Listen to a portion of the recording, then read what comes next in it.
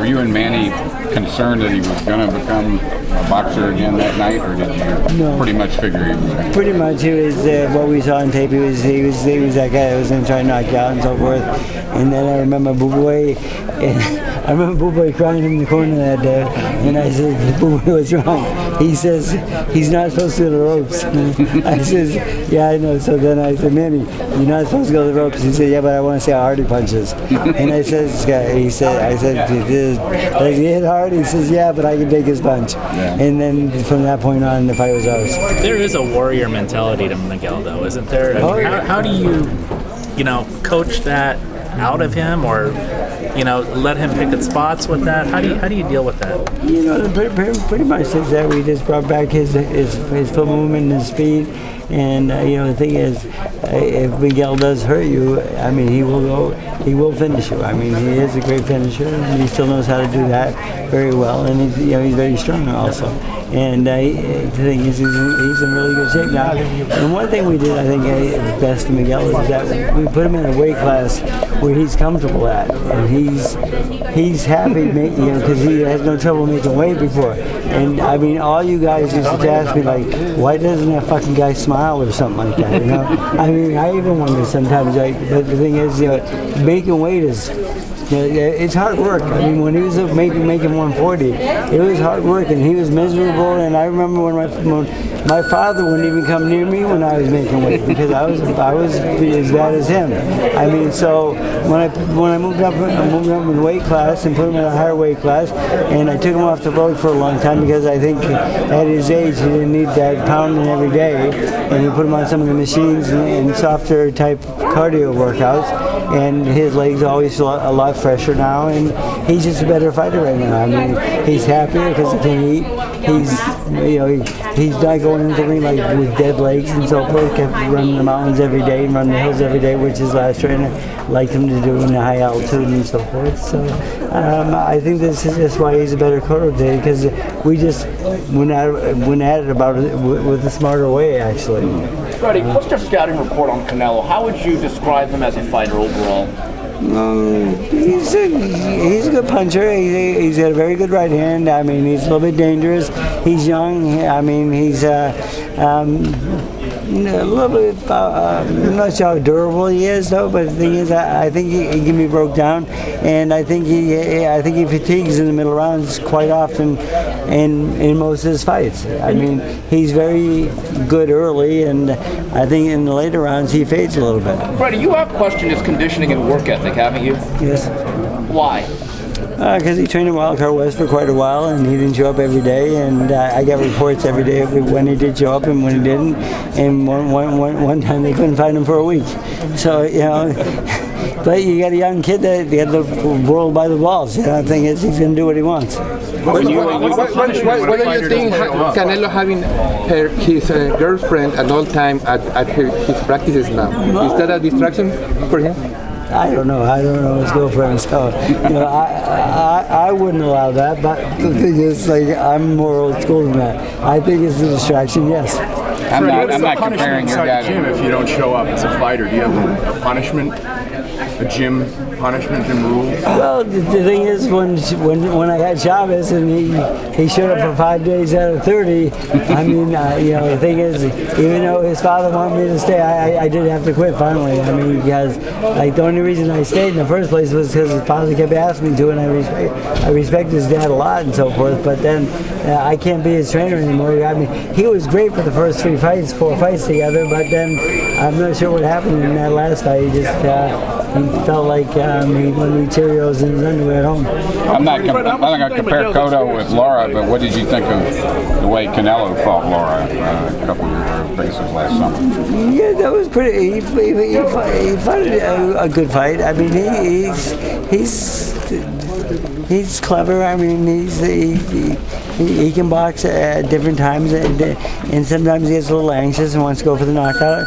And a lot of people ask me, because this rivalry between Puerto Rico and Mexico, the crowd could get under anyone's skin there and kind of make it maybe into a brawl, because the competition, you know. So, and I'm ready for that, though. I kind of hope that happens a little bit. I mean, because I do believe that this is going to be the best fight of the year. I think it's a great matchup, and I think it's young versus old, and I just don't think we're that old. Freddie, how much opportunity do you think Miguel's experience versus Canelo's inexperience is going to come into this? Well, that's what we're working on, and that's what we're going to do. But the thing is, I mean, how much is his youth going to take a toll on that? You know, I mean, because youth is very good also. So you've got a little bit of both. You got Puerto Rico, you got Mexico, you got young, you got old. This fight brings a lot to the table. It's a very exciting fight, I think. Freddie, who are you recommending Manny to fight next, Conor or Crawford? I like Crawford, but that's just my opinion. Though I don't really pick the opponents for Manny. You have to talk to him himself. Freddie, what do you think of Crawford's performance? A lot of people called it an audition for Manny. What were your thoughts on his performance? Well, that young man that he fought was one of Manny's sparring partners when we were getting ready for Mayweather, and I don't know if he ever made it past 2 rounds with Manny. So I'm not. I'm leaning towards Crawford a little bit. I kind of like that fight a little bit for Manny, but you know, again, Aram and Manny will work that out. I'm not. I mean, Aram will call me and ask me who's my number one choice is, but it doesn't always mean anything. You know? Are you relieved that if it is Manny's last fight, that it's his last fight? Are you relieved? I don't think it's in his last fight. Why is that? You don't think he'll? I think if Manny fights a good fighter like that and looks really good, has no shoulder injury, and it shows like everything's healthy and so forth, I think Mayweather and him will go one more time. There's too much money on the table. They're not going to let that go, I feel. I mean, but that's just my. Outside the box, that's how I think. Because Manny has gone, you know, back that he was going to run for this and run for that. I mean, we've talked to you about whether it's going to be his last fight for a long time. Right? Yeah, because I mean, he's running for senator first, and then if he wins the Senate, he might become president. But he still needs to. I think he's still 2 years of age. I think there's 2 years out there still because you have to be old. He's not old enough to run for president yet. So, but if he does win Senate, I think he will become president. But I would like to see that. But I can see Manny Pacquiao want to be president and win the world title at the same time. Yeah, but Manny's not told you. He's like that, though. He has not told you that this is his last fight, right? No. And Bob, that was something that just came out when. I don't know where that came from, but Manny, no. I spoke to him when he was in New York last week, and that never came up. Who's got a question about Miguel in this fight? The 10 years difference in this fight. Okay, I mean, how does that? What will we see in the ring that's going to show that 10 years difference? You know, you're going to see a young, explosive guy against a smart boxer. I think tactically it looks great. I mean, on paper, it's like the perfect match. You know, the boxer was the slugger and so forth. But who's in a box and who's in a slug right now, we haven't determined that yet. Because, I mean, again, like we talked about, the crowd's getting behind these guys. And, you know, he has a big Mexican following, of course. And he draws a lot of people. And then we have a big Puerto Rican. And they're both very proud of their countries and so forth. So it could turn out into both guys being very offensive and going at it. And if that happens, I think I like that. Yeah, I'm okay.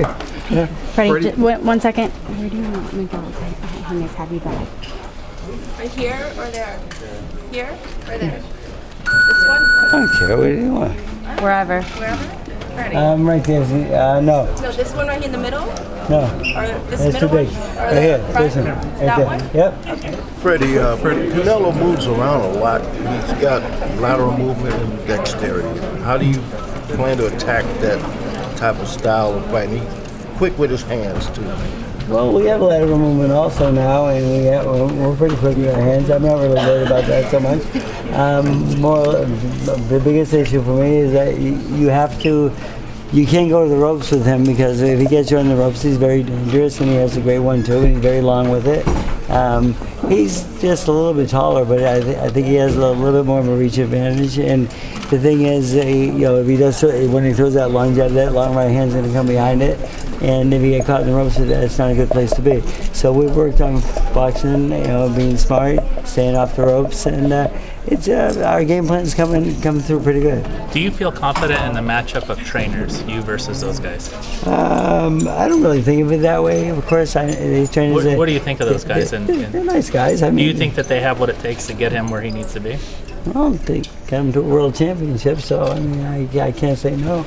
I mean, you know, they've been known for having a lot of fighters in the years and so forth, and then now they finally got a guy who made it, and it took a long time coming. But the thing is, I mean, obviously they're doing a good job with them. So I mean, I don't, you know, the one thing about the trainers is we sit down during the fight and we don't fucking fight.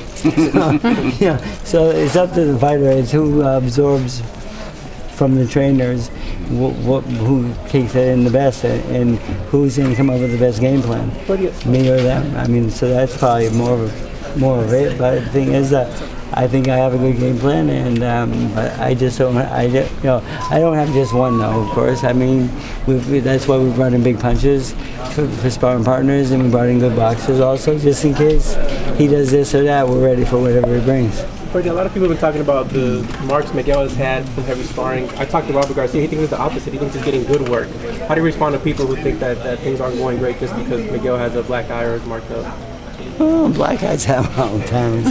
But I mean, you know, Glenn Tapia, he's a good puncher. I mean, he's a durable guy. He comes. I mean, he's my strong guy in case that happens. And I mean, he comes at you full force, and yeah, and then. The last 2 days they sparred, Miguel got the best of him because now he's starting to deal with that style a little bit better. And and then he was having trouble with a couple of the boxers earlier, and you know, so then once he started mastering those guys and pushing those guys around, so everything's really falling into place. And again, we're down to 2 days of sparring now. We had 6 rounds tomorrow and 4 rounds on Saturday, and we're done. You remember Miguel as the up-and-coming prospect and what you thought of him then, and a lot of people thought he was going to be, you know, best fighter around, and he, what do you remember about those days? I remember his footwork, side angles, side movement, and just a more complete fighter.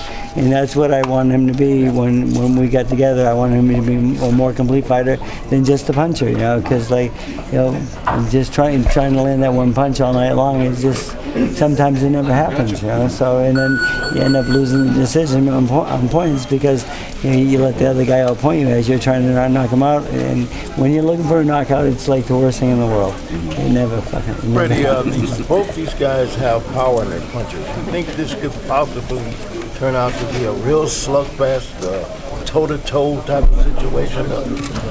Yeah, I've already said that, and I hope that I've prepared for that. And I think that will happen somewhere in the fight, yes.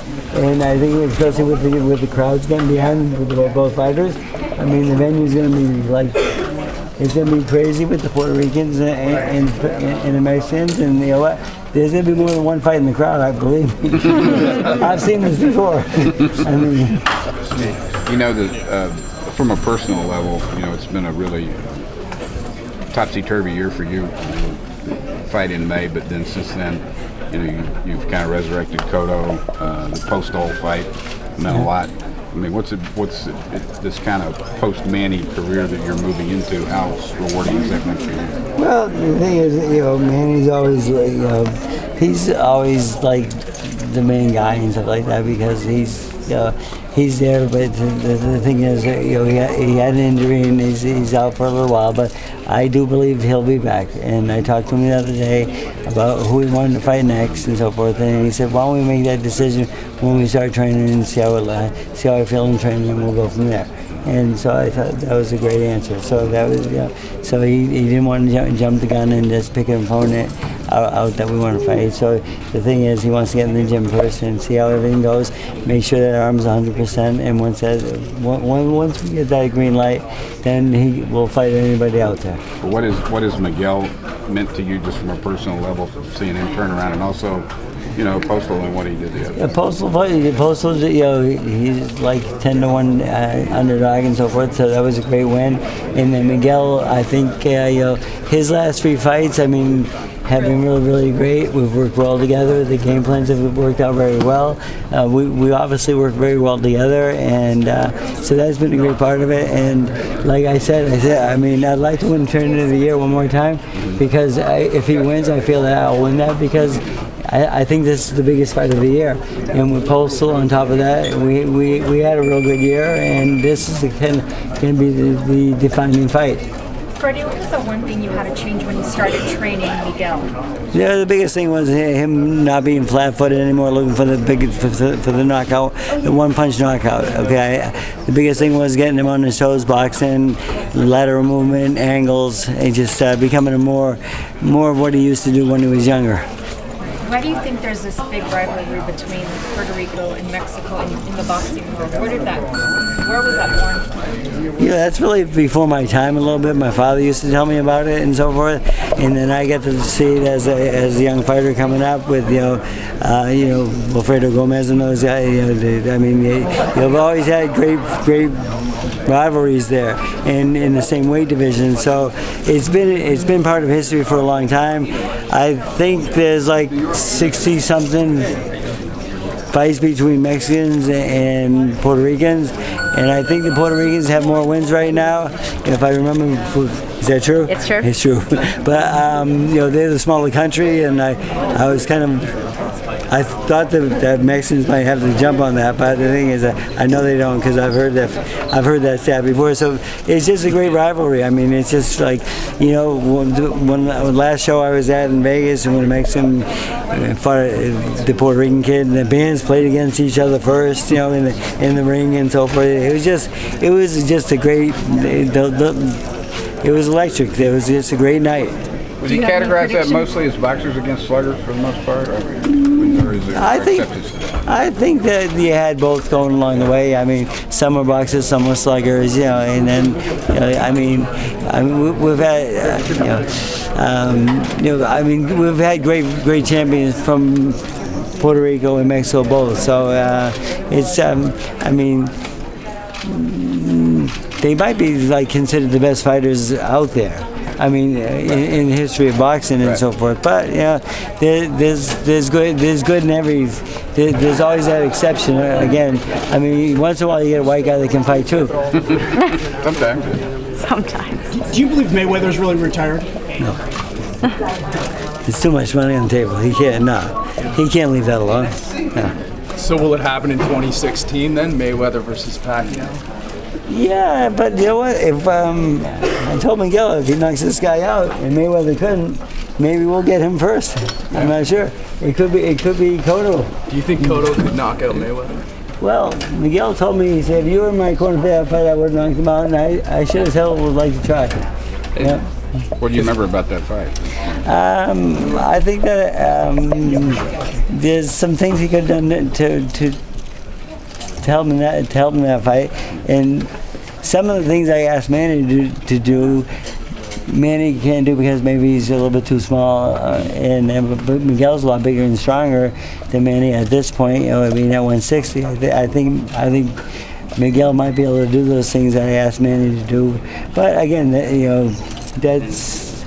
that's hearsay right now. We don't know. We don't know until it happens. Manny seems like a really nice guy.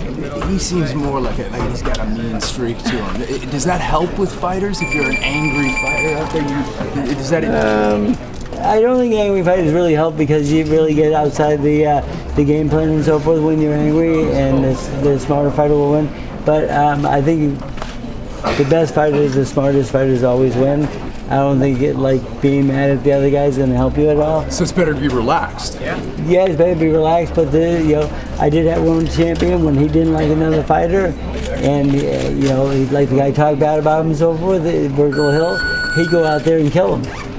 But then if the guy was a nice guy, he'd go out there and touch gloves with him, and I say, "What the fuck you doing?" I said, "Hey, your friend out there?" I used to get so mad at Virgil, but then I learned that I used to say, you hear what he said on the press? I used to lie to him and tell him I was talk bad about him. So I would get him mad at him because that's what worked for Virgil Hill. Virgil was one of those guys that he fought better when he disliked his opponents. If Cotto wins, will he fight Golovkin? Possibly. I mean, that's a big fight out there, of course. And the thing is that we just don't know if Golovkin can draw paper to do that well yet. I mean, I think his last fight didn't do that well, but hopefully with that matchup, they would do well. Because it's tough to fight Golovkin for free. I mean, it's a tough fight. I know he's a good fighter and so forth, but if you fight a guy like that, you want to get paid for a fight like that. But it could happen for sure. Does he have the tools, Freddie Triple G, to be a pay-per-view star? Because we saw he got 150,000. We saw Manny and Floyd made it look almost easy. Does he have the tools to get there? Well, you know, he's learned English pretty well. He's doing everything he can to promote himself. When he said he carried that one fighter, I don't think that helped him because, like, people don't like that. Like, why would you carry a fighter? I mean, carry a fighter is almost like, to me, it's almost like a fix. It's like, if the guy's that bad, do you really need to put them in there if you have to carry somebody? So I think that wasn't the smartest move they made. But he is a good fighter, and he's a real nice kid. He's a gentleman. He's a nice guy. But I will say this: how well known is he? I said when Manny came out of the locker room during the last fight, and they asked to take a picture of each other, and they did. And then when we got in the ring, Manny said, "Freddie, who is that guy?" So I said, "You don't know who Triple G is?" So I just fuck it. I didn't even tell him.